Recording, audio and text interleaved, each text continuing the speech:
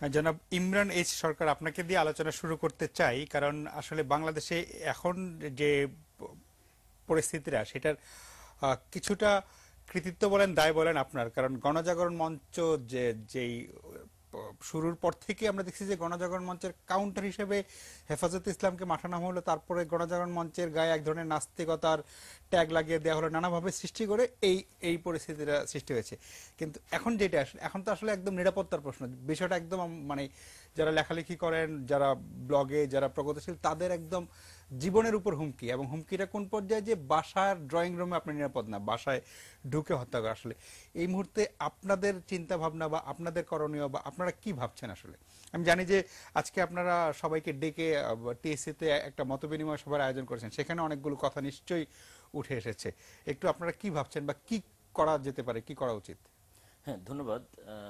মূলত সিচুয়েশনটা এখন যে অবস্থায় আছে যে এতদিন তো ঘরের বাইরে হত্যা করা হতো। দেখা যায় কেউ অফিস থেকে ফেরার পথে কিংবা অফিসে যাওয়ার পথে, কেউ বইমেলায় কিংবা কেউ ঘরে ফেরার পথে। তো নীলাদ্রি চট্টোপাধ্যায়কে দিয়ে তো শুরু হলো ঘরের ভেতরে ঢুকে হত্যা করা। এবং আপনাদের রিপোর্টেই যেটা দেখানো হলো যে এখন পর্যন্ত কোনো একটি ঘটনার কোনো সুরাহা হয়নি, যেটা সবচেয়ে বড় আতঙ্কের ব্যাপার। একটি বিষয় রিপোর্টটিতে আসেনি, সেটি হচ্ছে যে রাজীব হায়দার শোভনের চার্জশিট হলেও যারা আত্মস্বীকৃত খুনি ছিলেন তাদের মধ্যে একজনকে কিন্তু খুব গোপনে জামিন দেয়া হয়েছে। জামিন দিয়ে তাকে আবার বিদেশে যাবার সুযোগও করে দেওয়া হয়েছে। এটি গণমাধ্যমে আসবার পরও কিন্তু আপনি দেখেছেন যে তাকে ফেরত আনবার কোনো উদ্যোগ এখন পর্যন্ত গ্রহণ করা হয়নি। যেমনটি আমরা কিন্তু অন্য আরেকটি ঘটনায় কিছুদিন আগেও দেখলাম যে রাজন নামের একটি শিশুকে সিলেটে হত্যা করবার পর তখন আপনি দেখেছেন যে সৌদি আরবে যাবার জন্য অর্থ গ্রহণ করা হয়েছে, অর্থ গ্রহণ করে তাকে সৌদি আরব পাঠানো হয়েছে, এবং এখন পর্যন্ত কিন্তু তাকেও ফেরত আনা হয়নি। সুতরাং এই যে মানে এটা আরো সবচেয়ে ভয়াবহ যে এতদিন আমরা বিচারহীনতার সংস্কৃতিকে আমরা দায়ী করে এসেছি, যে যে সংস্কৃতি আমাদের এভাবে ধ্বংস করে দিচ্ছে, বিচার নেই, আইন নেই। এখন নতুন ভাবে শুরু হয়েছে বিচারহীনতার সংস্কৃতিকে প্রতিষ্ঠিত করা, রাষ্ট্রীয় সরকারের পৃষ্ঠপোষকতায়, আইন শৃঙ্খলা বাহিনীর পৃষ্ঠপোষকতায় অপরাধীদেরকে সুযোগ দেয়া হচ্ছে যাতে তারা বিচারের আইনের বাইরে থাকে। সুতরাং এই যে এমন একটা ভয়াবহ পরিস্থিতি, এই পরিস্থিতিতে আপনি দেখুন যে প্রথমত হচ্ছে প্রগতিশীল কর্মীদেরকে একদিকে যেমন হত্যা করা হচ্ছে, অন্যদিকে যারা মানুষের জন্য কথা বলে, বিশেষ করে আপনি দেখবেন যে এখানে সবাইকে কিন্তু হত্যা করা হচ্ছে না, যারা বিভিন্ন ইস্যুতে কথা বলছে, মানুষের অধিকারের জন্য, নারী অধিকারের জন্য, সমাজের বিভিন্ন অসঙ্গতি তুলে ধরছেন, আদিবাসীদের জন্য কথা বলছেন, মাইনরিটিসদের জন্য কথা বলছেন, যারা সোচ্চার তাদেরকে হত্যা করা হচ্ছে। যে 10 জন আপনি দেখালেন, 10 জনের প্রত্যেকেই কিন্তু সমাজের এই অন্যায় অবিচারের বিরুদ্ধে সোচ্চার ছিল, তাদেরকে হত্যা করা হচ্ছে। সুতরাং একটা বিষয় খুব পরিষ্কার যে যারা অন্যায়ের বিরুদ্ধে কথা বলে তাদের মুখ বন্ধ করবার চেষ্টা করা হচ্ছে। প্রথমত তাদেরকে হত্যা করে, দ্বিতীয়ত একটা ভীতি তৈরি করে যাতে তাদের পরিবার তাদেরকে এই ধরনের ঘটনায় সোচ্চার হতে না দেয় কিংবা ঘর থেকে বের হতে না দেয়। তাদের বন্ধুরা যাতে তাদেরকে ভীতি প্রদর্শন করে যে না, তোমরা বের হয়েও না, বা এগুলো লিখো না, এই প্রতিবাদ করো না।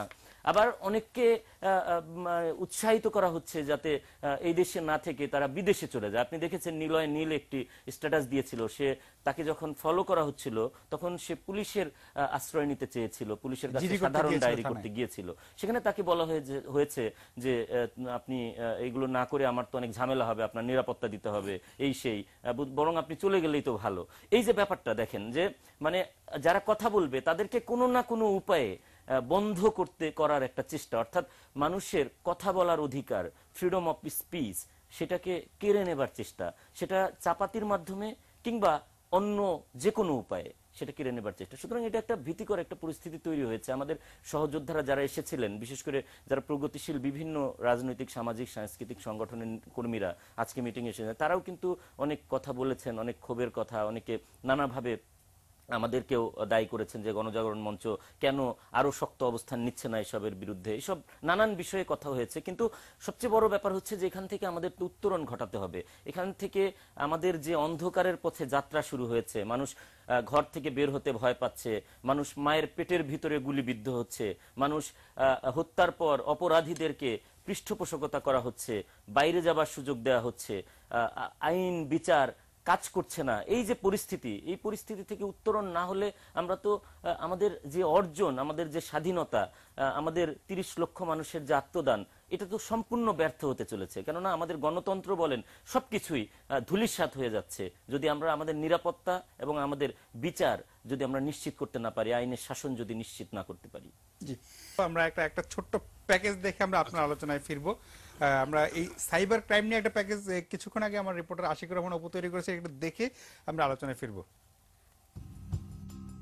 অভিজিৎ রায়, ওয়াশিকুর রহমান, অনন্ত বিজয় দাস, নিলয়। 2015 সালে যে 4 জন ব্লগার লেখককে হত্যা করা হয়েছে তাদের কেউই সেভাবে পরিচিত ছিলেন না সাধারণ মানুষের কাছে।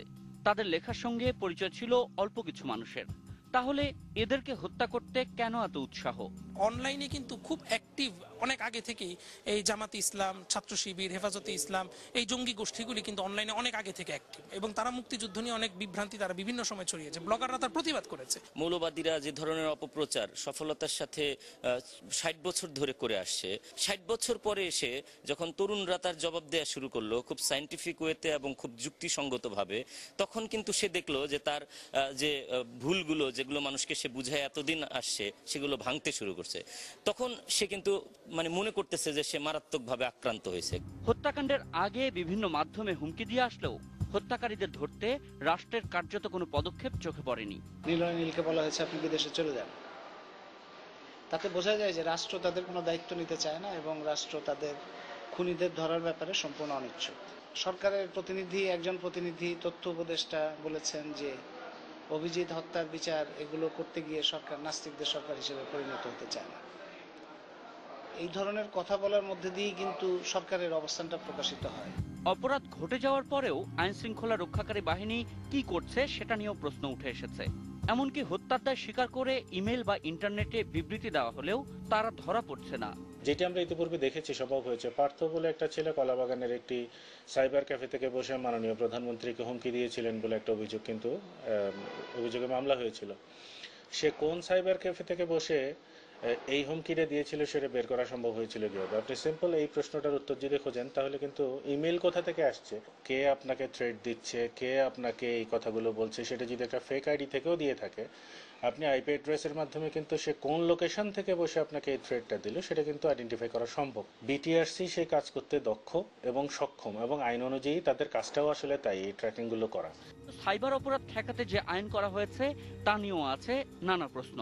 এই সাইবার সিকিউরিটি অ্যাক্টও আসলে যতটা না বেশি মানুষের সিকিউরিটি দেওয়ার পেছনে চিন্তাধারা, তার চাইতে বেশি পেনাল প্রভিশন অর্থাৎ শাস্তি দেওয়ার মন মানসিকতা সবচেয়ে বেশি। তো 57 ধারা আইসিটি একটি আসলে কার নিরাপত্তা বিধান করছে। আমরা এই 57 ধারায় অনেক মুক্ত চিন্তার ব্লগারকে অ্যারেস্ট হতে দেখেছি, আমরা এই 57 ধারায় অনেক স্বাধীনতার পক্ষের ব্লগারকে অ্যারেস্ট হতে দেখেছি, কিন্তু 57 ধারায় আমরা কোনো মৌলবাদীকে অ্যারেস্ট হতে দেখিনি। Ashikur Rahman Apu, ATN news, Dhaka. প্রিয় দর্শক, আমরা ফিরে এলাম আলোচনায়।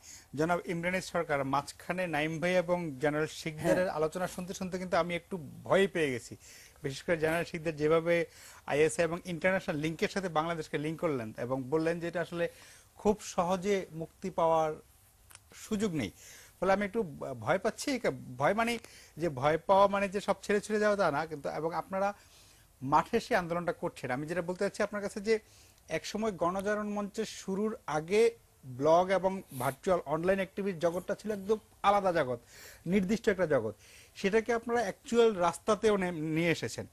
এখন আমি যেমন নাইম ভাইয়ের কাছে আমি যে কথাটা জানতে চাইছিলাম যে অনলাইনের মধ্যে এত বিদ্বেষ বা এই যে ব্লগার হিসেবে যাদের চিহ্নিত করা হয় যে এই ব্লগার মানে এরা নাস্তিক, কিন্তু তাহলে যারা এই তালিকাটা করে তারাও তো সেই ব্লগেই থাকে, নাহলে তারা সেটা জানবে কিভাবে? সেই জগৎ এবং এই ভার্চুয়াল অ্যাকচুয়াল জগতের দ্বন্দ্বটা একটু আপনার কাছে শুনতে চাই, শঙ্কাটা সহ। হ্যাঁ, আমি আসলে অনেকক্ষণ ধরে মনে কথা বলি না, অনেকগুলো কথা আসলে জমে গেছে। দুজন মানে বিজ্ঞ মানুষ আছে, মানে দুজন দুটো জায়গায় অনেক মানে স্পেশালিস্ট আর কি, তাদের কথা শুনবার পর আমার মধ্যেও অনেকগুলো কথা জমে গেছে আসলে। মানে তো প্রথমে হচ্ছে যে আমি যে আশঙ্কার জায়গাটা, যে আমাদের জেনারেল শিকদার সাহেব যেটা থেকে শুরু করেছিলেন যে এই জঙ্গিরা কিভাবে মূল ধারার রাজনৈতিক দলগুলোর সাথে অ্যালায়েন্স করলো, মানে সেখান থেকে আমি বলি যে জঙ্গি সংগঠন বা জঙ্গিবাদকে মেইন স্ট্রিমের রাজনীতিতে নিয়ে আসাটা বাংলাদেশের রাজনীতির জন্য সবচেয়ে বড় একটা বিস্ফোরা, এবং সেই বিস্ফোরা সামাল দেওয়ার জন্য আজকে আমাদের মতো তরুণদেরকে প্রাণ দিতে হচ্ছে। কেননা আপনি দেখেন যে এই যে যার কথা বলা হয় যে মুফতি ইজাহারুল হক, সে কিন্তু একটা জঙ্গি সংগঠন এবং সরাসরি বাংলাদেশের সংবিধানকে অস্বীকার করে এবং আফগানিস্তানে মানে বিভিন্ন তালেবানদের পক্ষে, আল কায়দার পক্ষে যুদ্ধ করার জন্য রসদ মানুষ সরবরাহ করত, এরকম একজন মানুষ। এর বাইরে আরো কিন্তু আছে তার সংগঠনের ইসলামী আফগানিস্তান ফেরত সে, এবং তার আরেকটা সাঙ্গ আছে আপনি জানেন বুলবুলি হুজুর, আরেকজন হেফাজতি নেতা এবং এরকমই একটা ইসলামিক সংগঠনের নেতা, সেও কিন্তু আফগান ফেরত, সেও আফগান ফেরত। সো এই যে এই লোকগুলোকে দেখেন, এই লোকগুলো আফগানিস্তানে জিহাদের নাম করে মানুষকে হত্যা করে এসেছে। শুধু আমি মানুষ বলবো না, এমনকি ধর্মপ্রাণ মানুষকে মসজিদে বোমা মেরেছে, বিভিন্ন ধর্মীয় প্রতিষ্ঠানে বোমা মেরেছে, মানে সাধারণ নিরীহ মানুষদেরকে হত্যা করেছে। তারা বাংলাদেশে সে কি করবে? আমাদের সাংবাদিক জুলফিকার আলী মানিক একটি ডেইলি স্টারে একটি নিবন্ধ লিখেছিলেন সম্ভবত 2 বছর আগে। সেখানে খুব পরিষ্কারভাবে লিখেছিলেন তিনি যে কিভাবে এরা ফেরত এসেছে এবং এরা কি করতে চায়। 2000 সালের দিকে বা তারও আগে এই বুলবুলি হুজুর সহ এই আফগান ফেরতদের একটা ইন্টারভিউ 2013 সালে গণমাধ্যমে এসেছিল, পুরনো একটা ইন্টারভিউ সামনে এসেছিল যে তারা বাংলাদেশে এসে কি করবে। সেখানে খুব পরিষ্কার ভাবেই কিন্তু বলেছে যে তারা আফগানিস্তানে যেভাবে যুদ্ধ করেছে বাংলাদেশেও সেভাবে যুদ্ধ করে এই দেশকে একটা মৌলবাদী, একটা উগ্রপন্থী তালেবানি রাষ্ট্রে পরিণত করবে। এটা তাদের স্বপ্ন, এবং এই স্বপ্ন যারা দেখে সেই দলগুলো আজকে বাংলাদেশের মূলধারার রাজনীতিক দলগুলোর জোটবদ্ধ। এবং শুধু তাই না, আমি শুধু জোট বলছি না, ধরেন এই সংগঠন যারা হেফাজতে ইসলাম, যাদের আমব্রেলা, সেই হেফাজতে ইসলামকেও তো আমাদের সরকার, আমি ধরেই নিলাম যে না হয় বিএনপি 20 দল তারা অংশীদার, আমাদের সরকার যারা মুক্তিযুদ্ধের কথা বলে, যারা প্রগতিশীল বা মৌলবাদীদের বিরুদ্ধে যুদ্ধ করবার কথা বা আন্দোলন করবার কথা, সংগ্রাম করবার কথা, তারাও কি করলো? হেফাজতে ইসলামীর মতো একটা সংগঠন যারা আমাদের নারী অধিকার থেকে শুরু করে 13 দফার নামে এমন কিছু দাবি সামনে নিয়ে আসলো যেগুলো মধ্যযুগেও এরকম দাবি নিয়ে কোনো মানুষ রাস্তায় আসতো কিনা সন্দেহ। এরকম একটি সংগঠনকে আমাদের সরকার কি করলো? তাদের রেলের জমি বরাদ্দ দিল, তাদেরকে অর্থ বরাদ্দ দিল, নানাভাবে তাদেরকে পেট্রোনাইজ করা হলো। আজকে অবধি এই হেফাজতে ইসলাম বাংলাদেশে ঢাকা শহরে এসে আমাদের ব্যাংক বিমা থেকে শুরু করে সেগুলো ধ্বংস করবার জন্য যে তাণ্ডব চালিয়েছে, তার বিরুদ্ধে কি কোনো অবস্থান নেওয়া হয়েছে? নেয়নি। তার মানে কি, মূলধারার রাজনৈতিক দলগুলো কোনো না কোনো ভাবে কিন্তু এদেরকে পেট্রোনাইজ করেছে, এবং করবার ফলে আজকের যে সংঘাত, আজকে ব্লগারদের হত্যা, কি লেখা হলো কি হলো না আমি সে প্রসঙ্গে যাচ্ছি না। আমার কাছে খুব পরিষ্কার ভাবে মনে হয় আসলে কি লেখা হয়েছে কি হয়নি এটা আদতে কোনো গুরুত্বপূর্ণ বিষয় নয়। বিষয়টি হয়েছে 2013 সালে তরুণদের জাগরণের পর জামায়াতে ইসলামী সহ এই মৌলবাদী গোষ্ঠী, এই উগ্রপন্থী গোষ্ঠী ধরেই নিয়েছে আগামীর তাদের যে তালেবানি রাষ্ট্র বানানোর পরিকল্পনা, মূল বাধা হচ্ছে বাংলাদেশের তরুণরা, কোন প্রচলিত রাজনৈতিক দল নয়। কেননা তাদের সাথে তো তারা বিভিন্ন ধরনের নেগোসিয়েশন অলরেডি করে ফেলেছে, তারা করতে পারছে। সুতরাং কাদেরকে বোঝানো যাচ্ছে না? এই তরুণদেরকে। এই কারণে তারা তরুণদেরকে হত্যার মিশনে নেমেছে। আপনি দেখেন কোন ব্লগারকে কোনদিন কি বলেছে যে হ্যাঁ ইমরান সরকার তাকে নাস্তিক বলছে? আমি খুব ওপেনলি কিন্তু আহ্বান জানিয়েছিলাম হেফাজতে ইসলামের আমির মানে আহমেদ শফি সাহেবকে, ইভেন তাদের সেক্রেটারি, যে আপনারা আমার বিরুদ্ধে নাস্তিক বলেছেন বা যাই বলেন, আপনারা কিছু অভিযোগ সামনে আনেন না বা গণমাধ্যমে আমরা আলোচনা করি, এরকম লাইভ টক শোতে তারা কিন্তু আনতে পারেনি। বা জীবিত কোনো মানুষের বিরুদ্ধে কি আপনি শুনেছেন যে সে ধর্মের বিরুদ্ধে লিখেছে, এরকম কোনো অভিযোগে সে কোনো মামলা করেছে বা হেফাজতে ইসলাম বা এই ধরনের উগ্রপন্থীরা কোনো অভিযোগ দায়ের করেছে? কেন করেনি? যখন তাকে হত্যা করা হচ্ছে,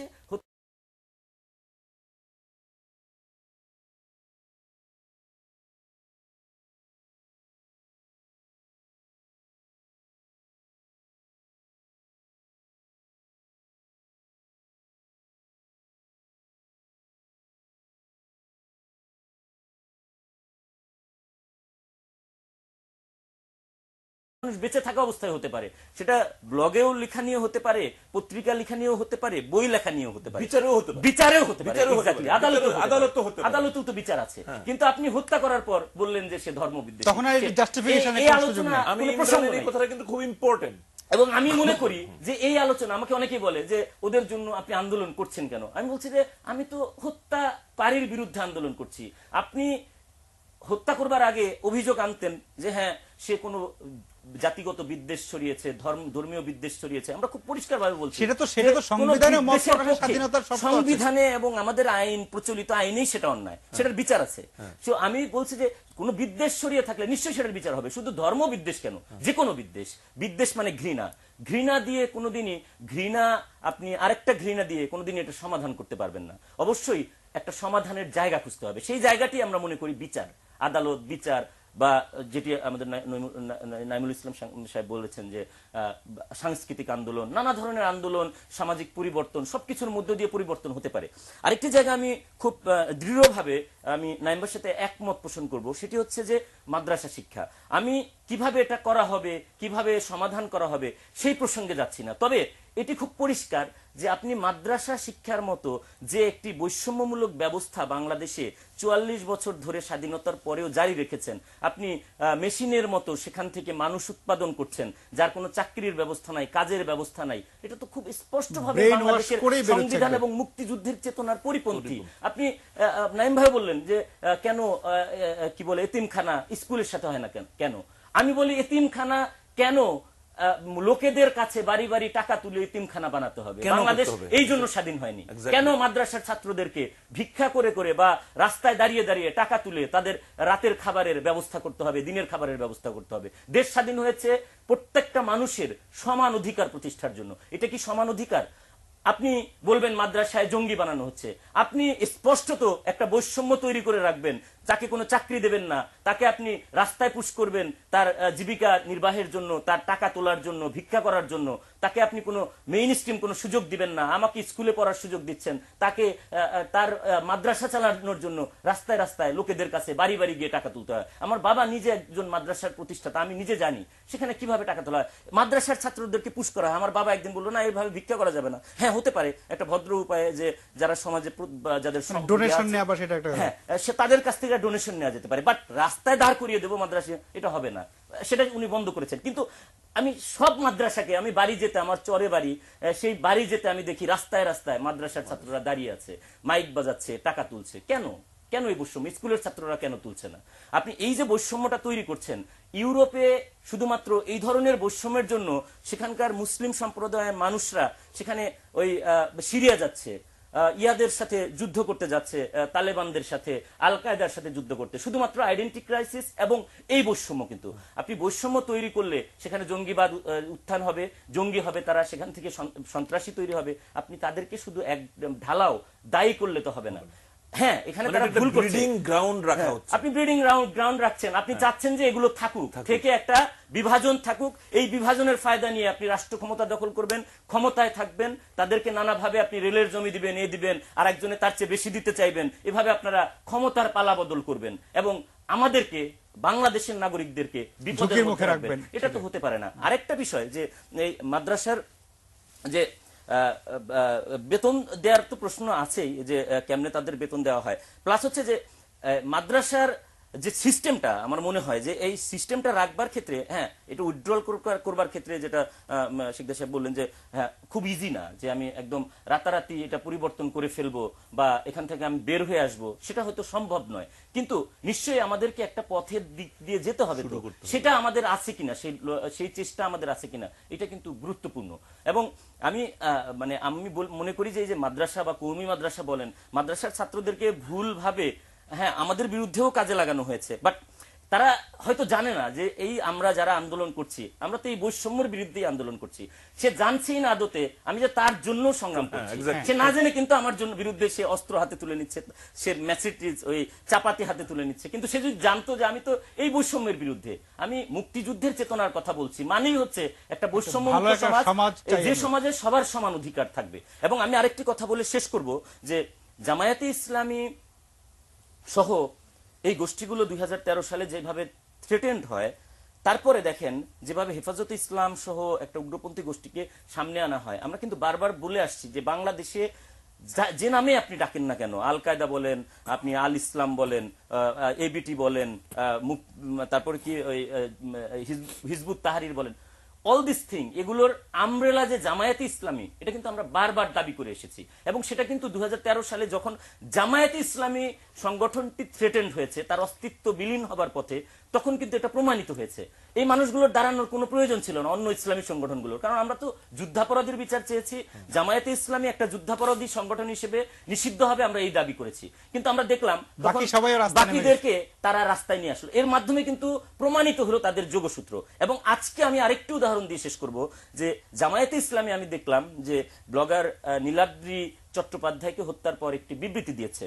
এবং আরেকটি বিবৃতি তো আপনারা দেখেছেন যে আনসার আল ইসলাম নামে যারা নিজেদেরকে আল কায়দার শাখা দাবি করছেন তাদের নামে একটি বিবৃতি এসেছে। আমি জানি না, আমার এখানে শঙ্কা আছে, সুতরাং এই কারণে আমি নিশ্চিত হতে পারছি না। কিন্তু দুটো বিবৃতির মধ্যে একটি মিল আছে, যেটি আপনারা গণমাধ্যমও আমার মনে হয় একটু ভুল করে গেছেন। সেটি হচ্ছে নীলাদ্রি চট্টোপাধ্যায় নীল কিন্তু একজন হিন্দু। নীলাদ্রি চট্টোপাধ্যায় নাম দিয়ে আপনারা বুঝতে পারছেন। জামায়াতে ইসলামী যে প্রেস লিস্টটি দিয়েছে সেখানে নীলের নাম লিখেছে নীল হোসেন, নিলয় হোসেন নীল।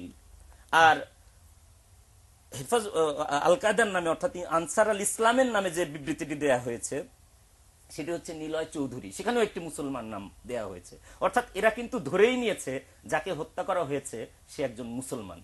নিলয় নীল নামটি সে পরিচিত ছিল। নীলাদ্রি চট্টোপাধ্যায় নামটি কিন্তু আমিও নিজেও জানতাম না। আমার সহযোদ্ধা, আমি 2.5 বছর ধরে আন্দোলন করি, সংগ্রাম করি, সে আমাদের সংগঠনের সদস্য, কিন্তু আমি কিন্তু জানতাম না। সুতরাং তারাও ধরে নিয়েছে যে এটা একজন মুসলমান। এবং আমার কথা হলো অন্য কোন সংগঠন, ধরেন আমেরিকার স্টেট ডিপার্টমেন্ট, ইউরোপিয়ান ইউনিয়ন বা ইউরোপের ওই যে প্রতিমন্ত্রী বা সারা পৃথিবীর যে মানবাধিকার সংগঠনগুলো তারা বিবৃতি দিয়েছে, তারা তো সেখানে নীলাদ্রি চ্যাটার্জি লিখেছে। কেন এই দুটি সংগঠনই এই নীলাদ্রি চট্টোপাধ্যায়কে মুসলমান হিসেবে চিহ্নিত করলো এবং তাদের অন্তমিলটা কোথায়, আমার এটা জানবার ইচ্ছা। আমি গোয়েন্দা সংস্থার কাছে আহ্বান জানাবো, আপনারা এটা ভালো মতো এটা যাচাই করুন যে এদের মিল কোথায়। এটা দুটো সংগঠনই দুটো বিবৃতি ব্যবহার করলো, এই দুটো বিবৃতি শুধুমাত্র এবং কোথায় তাদের মিল এবং একই জায়গা থেকে এটার উৎপত্তি কিনা সেটাও কিন্তু একটা দেখবার বিষয়। 30 সেকেন্ড। হ্যাঁ, ধন্যবাদ। আসলে মূলত এটাই বিষয় যে আসলে এই বৈষম্য যদি দূর না করা যায় তাহলে কিন্তু এই সমস্যা বাড়বেই। এবং যাদেরকে এই অপব্যবহার করা হচ্ছে, যাদেরকে কাজে লাগানো হচ্ছে, তারা হয়তো জানেই না যে তাদের কোন রাজনৈতিক খেলার বলি তাদেরকে বানানো হচ্ছে। সুতরাং আমার প্রত্যাশা থাকবে যে সরকার এবং রাষ্ট্র, আমাদের সিভিল সোসাইটি সবাই যদি আমরা এই প্রচারণাটা রাখি এবং তাদেরকে ফেরানোর জন্য, আমাদের একটা মূল ধারায় নিয়ে আসার জন্য আমাদের যদি চেষ্টা থাকে, তাহলে কিন্তু এই জঙ্গিবাদের উত্থানের যে সম্ভাবনা তৈরি হয়েছে সেটা থেকে আমরা আমাদের দেশকে বাঁচাতে পারবো। এবং একই সাথে আপনাকে বলবো যে আমরা যে আমাদের সহযোদ্ধাকে হারিয়েছি নিলয় নীল, সেই সহযোদ্ধার ইতিমধ্যে আপনি জানেন যে একদিন হয়ে গেছে। আমরা ইতিমধ্যে কিছু কর্মসূচি নিয়ে নেমেছি। আমরা 7 দিনের সরকারকে আলটিমেটামও দিয়েছি যে আমরা প্রত্যাশা করছি যে সরকার ইতিমধ্যেই যে কালক্ষেপণ করে যে বিচারহীনতার সংস্কৃতি, যে জগদ্দল পাথর আমাদের বুকের উপর বসিয়ে দিয়েছে, সেখান থেকে সরিয়ে সরকার একটা বিচারের দিকে অর্থাৎ আইনের শাসনের দিকে যাবে এবং তার আস্থার সাথে, মানুষের আন্তরিকতার সাথে এই কাজটা করবে, অর্থাৎ অপরাধীদেরকে গ্রেপ্তার করবে, সেটা আমি প্রত্যাশা করছি। জি, আপনাদের সবাইকে অনেক ধন্যবাদ। প্রিয় দর্শক, সেই প্রত্যাশার সাথে তাল মিলিয়ে আমরা অনুষ্ঠান শেষ করছি। নিশ্চয়ই অপরাধীরা গ্রেপ্তার হবে এবং তাদের বিচার হবে।